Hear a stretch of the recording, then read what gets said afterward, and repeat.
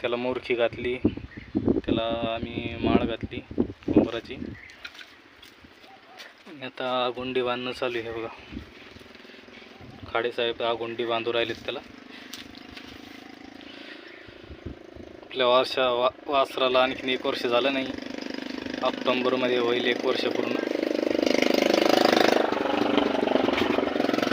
म्हणून आपण काही त्याला पोळ्यामध्ये नेणार नाही,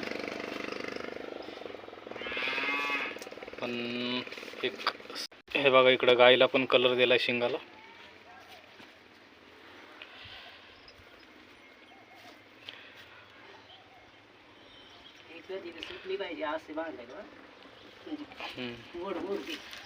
हे बघा त्याच्या पायामध्ये पण आपण घोंगरू घातलेत, पैंजण.